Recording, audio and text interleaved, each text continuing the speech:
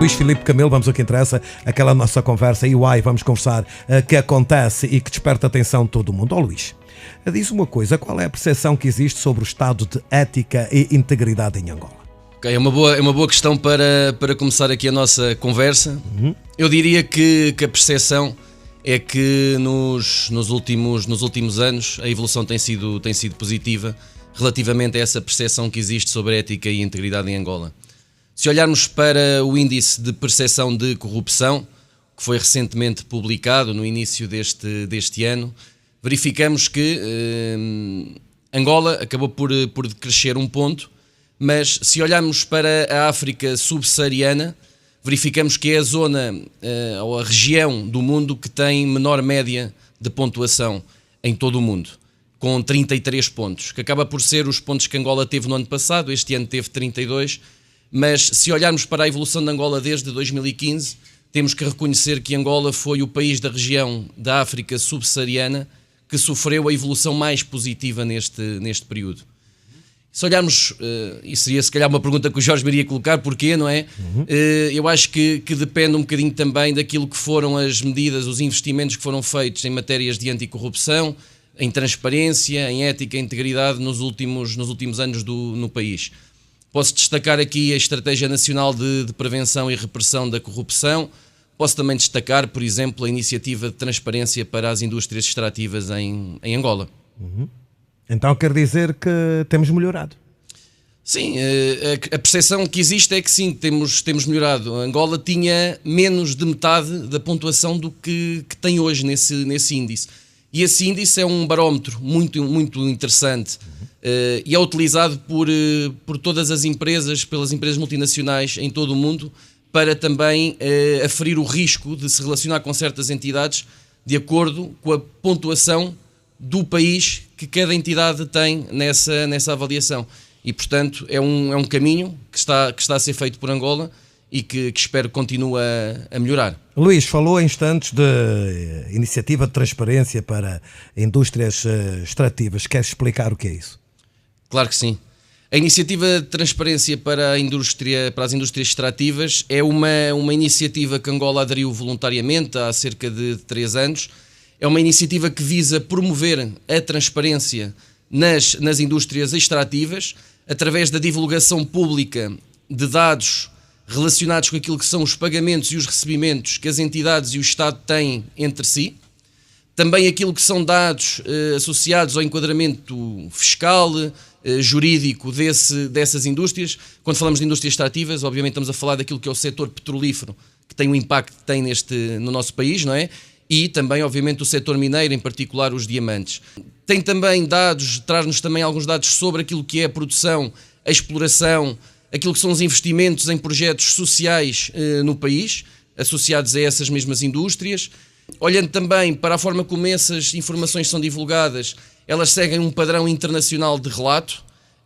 Angola também é validada, auditada por aquilo que é esta iniciativa, que é uma iniciativa mundial, com sede na Noruega, e agora recentemente Angola está a sofrer o processo de avaliação. Foram feitos neste momento dois relatórios. Se olharmos também para aquilo que foi a evolução nesses relatórios, eu também diria que é positiva.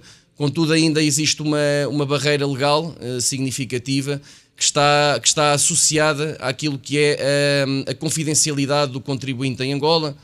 Está associada à lei do Sistema Estatístico Nacional. Sem grandes palavrões, basicamente cria alguma limitação à divulgação de todos os pagamentos que são feitos. No primeiro relatório não foi feita nenhuma divulgação relativamente a esses pagamentos e recebimentos. Se olharmos para o segundo relatório, já estamos num cenário em que tivemos, por exemplo, a Total Energies e a Sociedade Mineira de Catoca a fazer uma reconciliação parcial, e isso também veio daquilo que foram os diálogos construtivos entre o próprio governo e essas entidades e todas as partes interessadas dessa iniciativa. O novo padrão, e também falando um bocadinho de ética e integridade, o novo padrão que vem em 2023 e que será esse que vai reger o terceiro relatório de Angola, que será publicado até ao final deste ano, já nos traz aqui algumas obrigações relativamente a divulgações associadas quer à transição energética, quer a medidas anticorrupção nestas indústrias.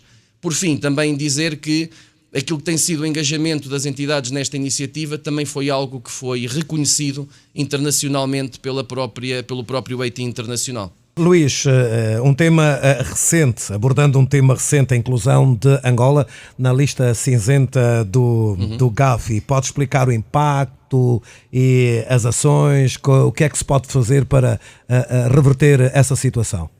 Claro que sim. Infelizmente foi uma má notícia para todos e para o país em particular. Quando nós falamos do Gafi, estamos a falar de uma entidade internacional também que avalia os países relativamente àquilo que são as suas medidas de prevenção e detecção de branqueamento de capitais e financiamento do terrorismo no país.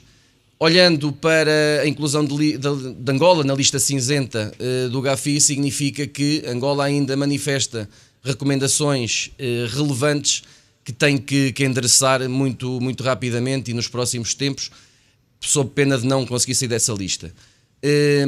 A nível daquilo que são os potenciais impactos, eu falaria daquilo que são as sanções políticas e económicas, aquilo que são as dificuldades de participação no sistema monetário e financeiro, aqui também simplificando, a própria utilização dos nossos cartões de crédito no exterior também podem sofrer alguns impactos, esse tipo de situação. Restrições ao investimento direto estrangeiro, num país como Angola seria um potencial impacto muito, muito significativo, até olhando para aquilo que são as próprias operações com empresas multinacionais também, e restrições, obviamente, àquilo que é cooperação fiscal e judiciária. Angola não está parada relativamente a este tema, bem pelo contrário, e se olharmos ainda agora há pouco tempo para aquilo que foi dito pelo diretor-geral da UIF, está um conjunto de iniciativas relevantes em curso para tentar acelerar a saída de Angola desta lista. Estamos a falar de uma vasta formação em várias províncias de Angola nestas temáticas, que era uma das lacunas e uma das recomendações que estava identificada também pelo próprio Gafi. Angola está a conduzir uma nova avaliação nacional de risco de branqueamento de capitais, ou seja, olhando para todos os setores da sua economia, perceber onde é que estão os riscos e mitigar esses mesmos riscos. Não obstante essa avaliação nacional, estamos também a fazer aquilo que são as avaliações setoriais de risco, e aqui estamos a olhar para setores mais suscetíveis da ocorrência deste tipo de crimes, e portanto é premente olhar para estes setores com outro carinho, digamos assim, setor imobiliário, o próprio setor dos jogos, que recentemente publicou a avaliação, a CMC também publicou agora uma avaliação nova. Também não poderia deixar de destacar aqui a própria ANPG, reguladora do setor petrolífero. O setor petrolífero não é um setor tão suscetível ao crime de branqueamento de capitais, mas pela importância que tem no país, a própria ANPG decidiu fazer uma avaliação setorial de risco e contribuir também para este caminho, que é uma missão nacional do meu ponto de vista. E, portanto, também existem algumas reformas legislativas que estão em curso, a lei das ONGs, a designação dos atos jurídicos internacionais, a própria revisão do Código Penal e Tributário. Portanto, eu diria que o caminho está a ser feito e acho que também a visão tem que ser positiva relativamente à saída de Angola da lista cinzenta o mais rapidamente possível. Estou a conversar com Luís Filipe Camelo, gestor sénior da EY Angola. Luís, já para terminar, quais são os próximos passos concretos para melhorar a ética e a integridade nas empresas e no país? Eu diria aquilo que normalmente também diz o Mário Cotelha, não é? Que não é a ocasião que faz o ladrão, a ocasião apenas revela o ladrão. E, portanto, eu acho que, obviamente, que é importante nós olharmos para as entidades públicas e privadas e termos um programa de integridade robusto e implementado. E quando eu digo programa de integridade, falo dos códigos de ética, falo das políticas e procedimentos, falo para a avaliação de risco, de corrupção, de fraude, de suborno, de que forma é que nós estamos expostos a estes riscos nas nossas empresas e como é que vamos combater exatamente esses riscos. Falo da due diligence de terceiros, e quando eu falo de due diligence de terceiros, eu falo de vamos conhecer melhor aqueles com quem nós nos relacionamos. Quais é que são os riscos que eles nos trazem dessa mesma relação, de nós fazemos negócios. Falo dos fornecedores, dos clientes, dos nossos parceiros de negócios. Não podia deixar também de destacar aqui um mecanismo de detecção de fraude muito relevante no mundo, que são os canais de denúncia.